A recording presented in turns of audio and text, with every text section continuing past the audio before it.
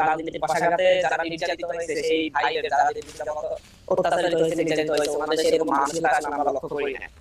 যখন আমরা কথা বলি যে হচ্ছে ডিডি যে হচ্ছে সাদাবাজি হচ্ছে যে আপনার দখলদারিত্ব হচ্ছে, যখন বলি যে হচ্ছে সাইদাবাদের প্রতি বাস থেকে সাদা নেওয়া হচ্ছে, এবং এভাবে যখন কথাগুলো বলি সাদাবাদের বিরুদ্ধে দখলদারের বিরুদ্ধে, তখন বলা হয় যে সাদাবাদ বলে আপনারা কাকে ইঙ্গিত করছেন আমরা বুঝতে পারি না। আর যারা হচ্ছে নিজেদের গায়ে মাসুদ, আপনি যখন চাঁদাবাজের কথা ইঙ্গিত করছেন তখন আপনারা মানে একেবারে যে বলছেন সেভাবে আসলে না বলে আপনারা একটা দলকে ইঙ্গিত করেন, একটা দলের ছাত্র সংগঠনকে ইঙ্গিত করেন, এটাকে আপনারা রিলেভেন্টলি করেন। বিষয়টা হচ্ছে যে আপনি যদি এটাকে লক্ষ্য করেন যে বাংলাদেশে 95% সাদাবাজি হয় যে হচ্ছে একটি নির্দিষ্ট দলের নেতা কর্মীদের দ্বারাই সংগঠিত হচ্ছে, এবং সেই ক্ষেত্রে আমাদের নেতৃত্ব যারা হচ্ছে একটা বাংলাদেশকে একটি সুন্দর স্বচ্ছ দেখতে চাচ্ছেন তারা এটা প্রতিবাদ করছেন। যেমন দুদিন ছাড়া নামে যে সরাসরি ডক্টর বলেছেন হচ্ছে কি প্রক্রিয়ায় সাদাবাজিটা আছে এবং হচ্ছে কি ওরা বিরোধিতা করে পারছে না। আমার কাছে আরেকজনকে বলে দেওয়া আছে আমি যখন সাদাবাজি দমনের বিরুদ্ধে যাদেরকে শাসন করি আমরা অন্য একটি গ্রুপে উঠে যাই, এটা হচ্ছে বাস্তবতা। আমি কিন্তু বিএনপির ভারপ্রাপ্ত ভাইস চেয়ারম্যান কই চাঁদাবাজির এগেইনস্টে কথা বলতে শুনেছি, শুধু ব্যারিস্টার রুমি ফারহানা না, উনি স্পষ্ট করেছেন ওনারা সরাসরি চ্যানেল থেকে দীর্ঘ চেষ্টা করতেছেন, ওনারা আমাদের জায়গা থেকে ভালোভাবে এটাকে হ্যান্ডেল করার চেষ্টা করতেন, কিন্তু বাস্তব হচ্ছে তৃণমূল পর্যায়ে এতটাই মানে নিয়ন্ত্রণের বাইরে যেটা ওনারা পারছেন না আসলে। যেমন ধরুন হচ্ছে একটা জায়গায় আপনি সাদাবাজি দমনকারীদের কারণে একজনকে সাসপেন্ড করলেন, সাসপেন্ড করার পর তাকে যদি পুলিশ অ্যারেস্ট করতে যায় তখন হচ্ছে সেই জায়গায় অন্য বড় নেতা লাগা আছে, তখন পুলিশকে ডেইলি হামলা হুমকি দেয়, থানা ঘেরাও হুমকি দেয় এবং ফোন দিয়ে ধমকাধমকি করে যে হচ্ছে ওর বিরুদ্ধে মামলা নেওয়া আমাদের লোক। তো বাস্তবতা হচ্ছে আপনি যে জাস্ট ওনারা ইয়েটাই করেন, এই সাসপেন্ডটাই করেন, কিন্তু পরবর্তীতে প্রশাসন সাহস পায় না আমাদের অন্য নেতাদের। আচ্ছা, যারা মাসুদ আপনার এই বিষয়ে আপনার বক্তব্য পরিষ্কার। আমরা শুধু যে যেটুকু প্রশ্নটি করেছেন প্রশ্ন করে রাখি যে আমরা আসলে যেটাকে আমরা শো অফ বলি সেইটার ক্ষেত্রেও একটি প্রশ্ন তুলে আপনাকে করতে হয় যে আমরা কিন্তু কয়েকদিন আগে দেখেছি যে ঢাকা বিশ্ববিদ্যালয় প্রাইভেট বিশ্ববিদ্যালয়ের ছাত্রছাত্রীরা গিয়ে আপনাদের অনুষ্ঠানে নেই বা আপনারা ছিলেন সেখানে, তারা অভিযোগ করেছে তারা মার খেয়েছে। গতকাল বা তার আগের দিন আমরা দেখেছি যে জনাব সাজিদ আলম আপনাদের শীর্ষ নেতাদের একজন, তিনি গিয়েছেন বসুন্ধরা এলাকায় এবং বসুন্ধরা এলাকায় আমরা দেখেছি যে অতি অকারণেই সেখানে মারধরের মধ্যে যেতে, পরে আবার স্ট্যাটাস দিয়ে আমরা দেখেছি যে ছাত্রদলের নেতা বা কথিত নেতার বিরুদ্ধে মামলা করতে, মানে কথিত বলতে আমি বুঝাচ্ছি যে অত শীর্ষ নেতা না, ছাত্রদল করে সেটা মামলা করতে। এইসব ব্যাপারগুলো কি আপনারা দেখেন? মানে এটা কি মানে একটা পক্ষপাতিত্ব সৃষ্টি করা নাকি মানে আপনারা এটা করতেছেন আপনাদের ক্ষমতাটা বেশি বোঝানোর জন্য?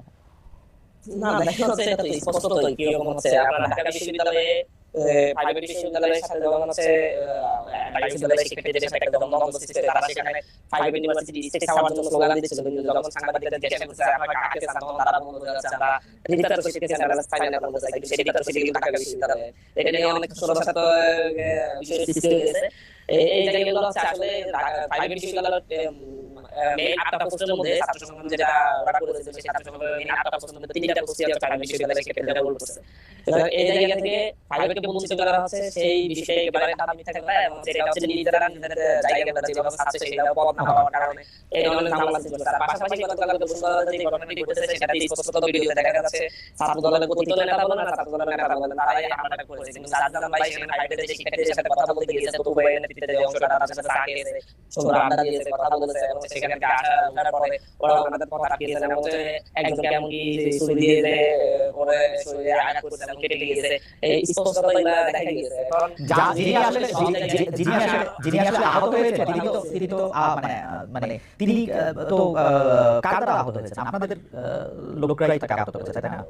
না, তিনি তো ছাত্র দলের যারা আক্রমণ করেছে তাদের দ্বারা হয়েছে না, এবং ওনার বন্ধু খুব ভাই সরাসরি এটা বিরুদ্ধে বলেছে যে কি হয়েছে, এবং এটা বিরুদ্ধে ছাত্র দলের বিরুদ্ধে নিজে একটা লাইভ করেছেন, এটা হয়তো আমরা সত্যি করে কিনা জানি না।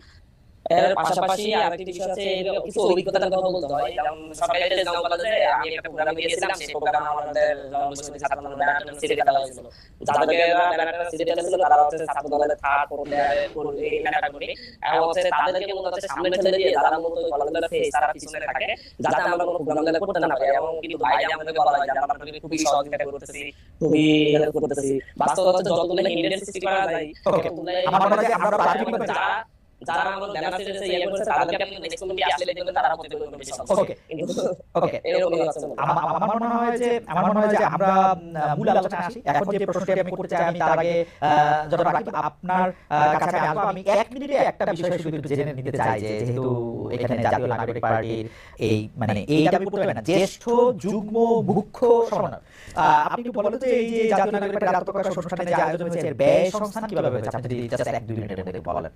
এটা কি এটা হচ্ছে এই জায়গা থেকে আমাদের যেমন আমাদের নোয়াখালী থেকে যারা এসেছে বা হচ্ছে ইয়া থেকে আপনার ফেরি থেকে নতুন থেকে আমাদের সারা দেশ থেকে যারা এসেছে তারা প্রত্যেকটা জায়গা থেকে আমাদের থানা কমিটি আছে না ওই কমিটিতে এবং ছাত্র আন্দোলনের কমিটির সদস্য আছে। তো হচ্ছে ওরা যেমন ঢাকা শহরে আসতে চাইতে যে খরচ তারা প্রত্যেকে তাদের ব্যক্তিগত খরচ বহন করেছে এবং তারা নিজেরাই গাড়ি বুক করে যারা এসেছে। সাধারণ মানুষ অনেক এসেছে, তারাও হচ্ছে নিজ নিজ জায়গা থেকে এসেছে। আমরা হয়তো ভিডিওতে দেখেছেন যে হচ্ছে নাতি থেকে নাতি নিয়ে দাদা এসেছে, ছেলেমেয়ের সাথে নিয়ে বাবা এসেছে, এরকম ভাবে মূলত হচ্ছে মানুষগুলো এসেছে। তবে হচ্ছে মঞ্চ আমার না, কিন্তু আমাদের দর্শকদের মধ্যে অনেকেই এটি বলছে যে এটা পবিত্র রমজান মাস। আমি আপনি কি আসলে এই আপনি বললেই আমাদের মানতেই হবে যে এটা আসলে নিজেদের টাকা দিয়ে আসছে, ব্যাপারটা আসলে এরকম? এটা দর্শক বলে আমার কথা না, আপনারা প্যারাগ্রাফে না না আমি বললেই মানতে হবে এমন কিছু নাই। এটা হচ্ছে কিন্তু সেই ব্যাপারটা আপনি মানছেন কিনা যারা যারা এসেছেন তারা নিজেদের টাকা দিয়ে আসছে? তারা নিজেদের টাকা এসেছেন, স্থানীয়ভাবে বিভিন্ন ধরনের তাদের যে শুভাকাঙ্ক্ষী আছে তাদের কাছ থেকে তারা স্পন্সর নিয়েছেন বিভিন্নভাবে, যেমন হচ্ছে রাজনীতি আছে যেমন রাজনীতি শুভাকাঙ্ক্ষী তৈরি হয়। ওকে, কেন্দ্রীয়ভাবে কি আপনারা কোনো ওই অনুষ্ঠানটা করে কেন্দ্রীয়ভাবে আপনারা কি কোনো লাভজনক হয়েছে, লাভবান হয়েছেন কেন্দ্রীয়ভাবে? কেন্দ্রীয়ভাবে আমাদের লাভবান হওয়ার কোনো সুযোগ নেই, আমাদের কেন্দ্রীয়ভাবে লাভবান হওয়ার সুযোগ নেই। আমাদের এখনো যে আছে আপনার যে ইয়ার ভাড়া লাইসেন্স করার যে ভাড়া সেটা এখনো অর্ধেক টাকা আমাদের এখনো বাকি আছে।